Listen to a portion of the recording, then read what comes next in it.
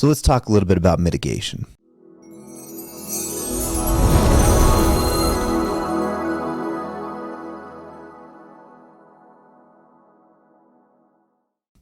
So when you're a defense attorney and you're negotiating a case, there's basically two approaches that you can take when you're communicating with the DA about a resolution, right? So you can take option number one, which is you can come to the DA and you can say how the evidence that the DA has is insufficient to achieve a conviction at trial. So that is called litigating the case on the merits, right? And you can discuss how likely it is based on your previous experience doing these cases. Hopefully the DA has similar experience. And you can basically ask them, look, I mean, is this the trial you really want to go on? Because district attorneys have anywhere between, several hundred to even 1,000 open cases at any given time. They don't want to be left going to trial on the case that they're going to lose on. I can tell you, having done that job, that is a very common experience. If you're going to go to trial, you want to go on a case that you can be proud to stand in front of the members of your community and present as a representative of the people. So the cases that you have that are very weak, either factually or even just is silly. Even if you've got all the evidence in the world, sometimes cases are silly enough that members of the jury are actually going to be offended that the prosecution wasted their time calling them in to take off a day of work to sit on the jury and do that case. So that's one approach, is discussing the merits of the case with the district attorney and using that as a method to get to a desired plea result if there is an appropriate plea offer within the range of negotiable resolutions to the case. So the other option is to present what's called mitigation. And so what mitigation is all of the things that make your situation different from everyone else who's been charged with that same offense. So what I mean by that is you can think of the class of people charged with an assault crime as a group, right? And what you'll find is that a lot of these people have prior convictions. A lot of them lack a strong support structure. Maybe many of them struggle with alcohol or substance abuse disorders. And that's kind of common for really any kind of case, right?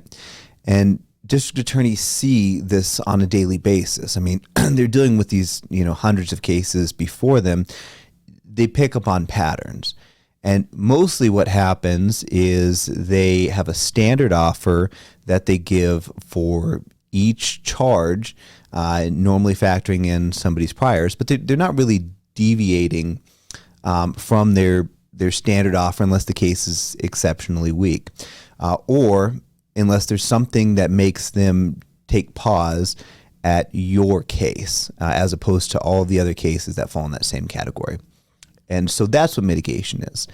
The way that is presented is by putting together information that shows the district attorney what makes your situation different than everyone else he's seen. So I'll give you some examples.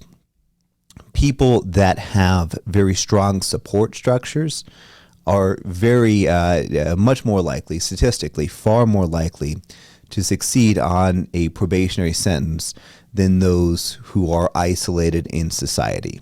Okay, and I think that's intuitively obvious to anyone who has any experience with a person who's been through the criminal justice system. The people that you see succeeding and not reoffending are the ones that have a good support structure, either a close knit community or a loving family, or very involved parents. Those are the people that don't wind up back in the system. They have a very low risk of recidivism.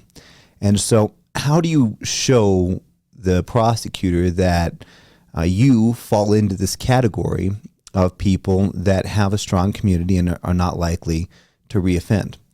Well, one of the ways you can do that is through what are called character reference letters. And so these are letters from people that you know, friends, family members, members of your community, coworkers, people that you've known for a decent period of time that know you well and can speak to your character. And the way that the letters are usually phrased is, dear judge or your honor, and then they go into I've known the defendant, Mr. So-and-so, for X number of years. I know this person in this capacity, and this person shows these traits during the time that I've known him. Either is exceptionally caring or tremendously hard worker, very dedicated to their family. Those kind of things that you pick up on when you spend enough time with an individual, right? You'll see the things that are important to them and the things that you probably admire in them. If you spend enough time around anyone, normally you can pick up some traits that you find as, particularly impressive that someone has. And then the letters typically go on to say, I've been made aware that this person is charged with this and facing this kind of sentence, and I'm asking for you to have leniency on this individual. They have, certain commitments that they have to keep, and I don't expect that this person is the kind of person that's likely to reoffend, and I know that this person is doing these things to address whatever issue it was that brought them into the criminal justice system in the first place. So why are these letters important?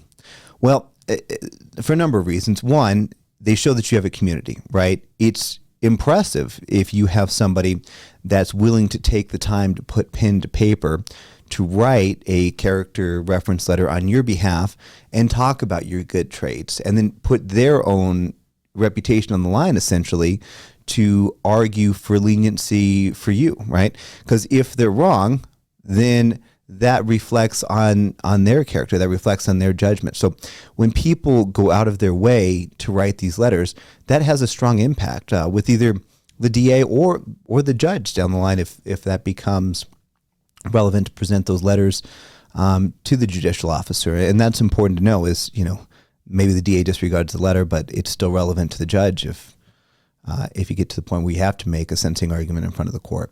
So it's relevant for that reason. It's also relevant because somebody's opinion of you is far more valid in our society than your opinion of yourself, right? That makes sense, right? That's called social proofing.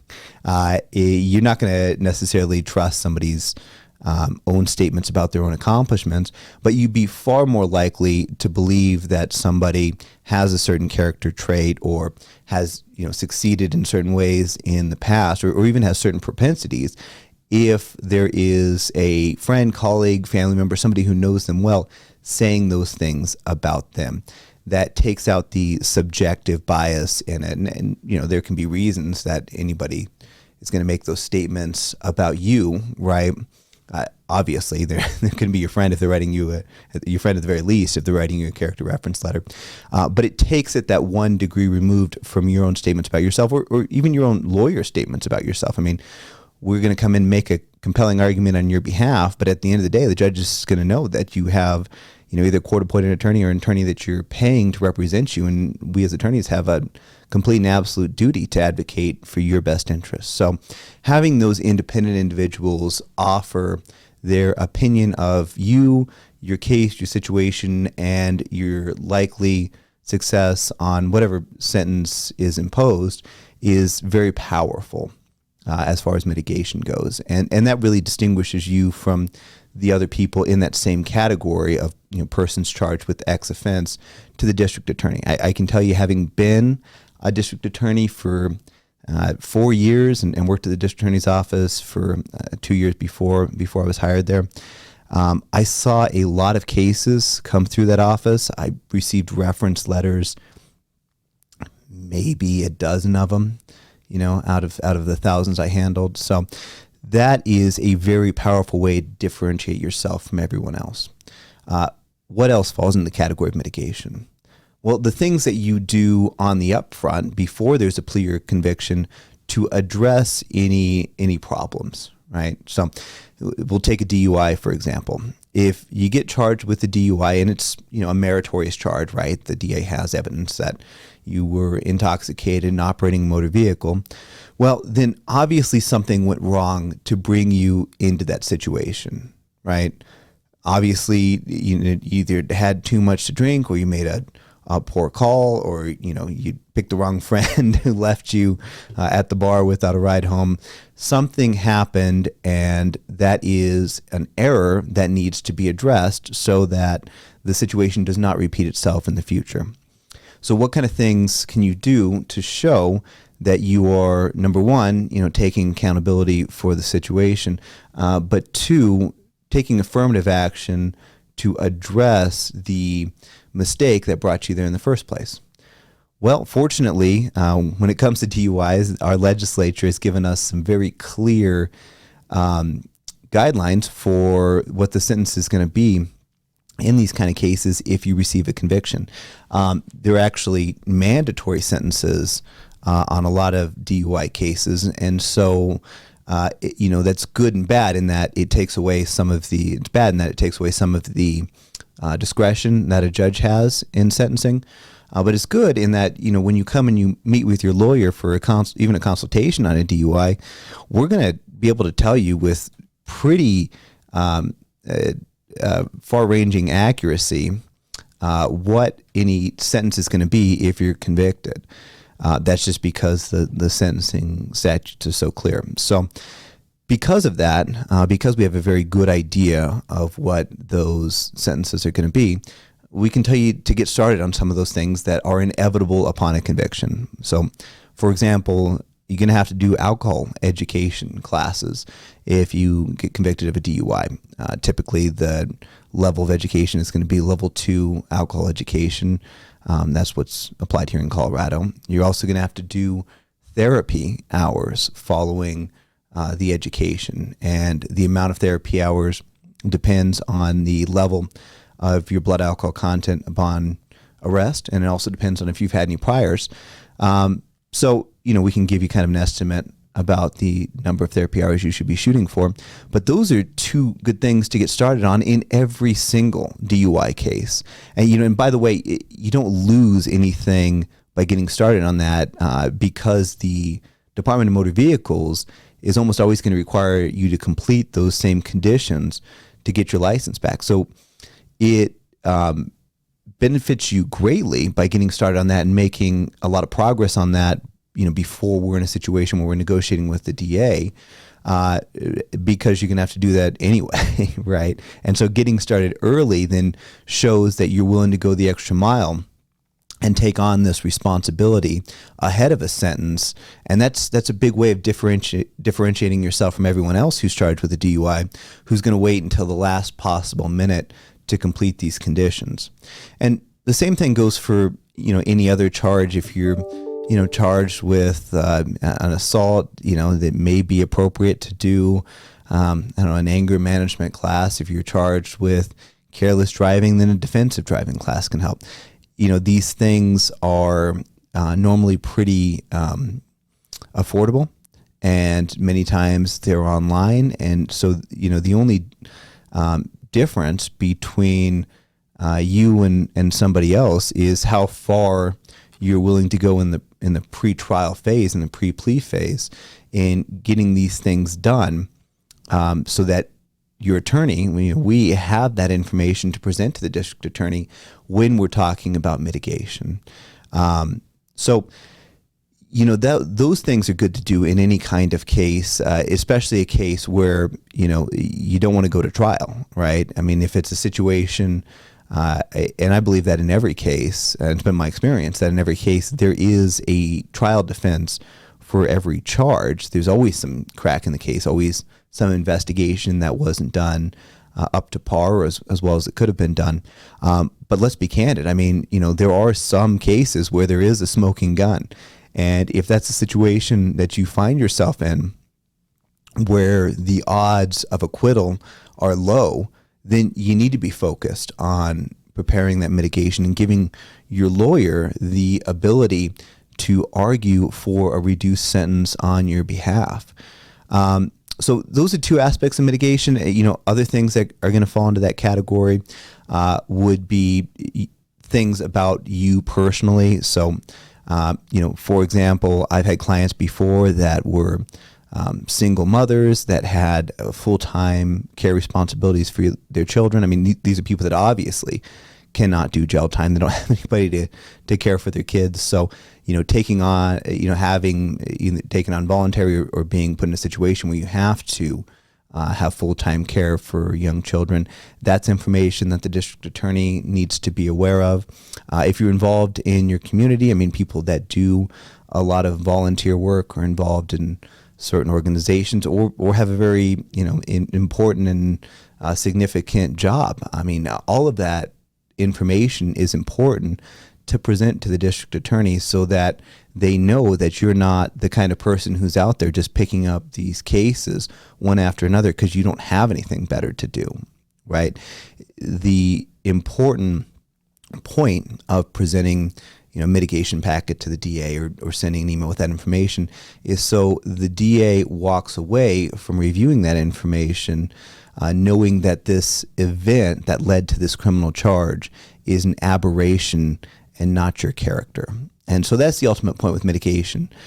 So those are the two ways that attorneys go about arguing for an appropriate plea offer, either discussing the merits of the case or presenting mitigation. And frankly, a good attorney is going to do both. It costs you nothing to approach a DA for a plea offer using both tactics. And, DAs are going to respond to those differently.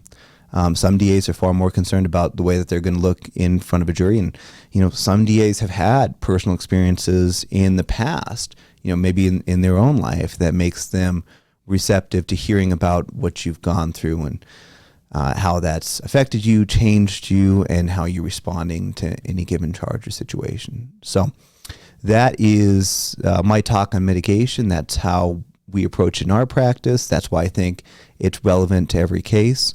My name is Austin Lux. I'm a criminal defense attorney in Colorado Springs, Colorado, and I want you to know your rights and the law.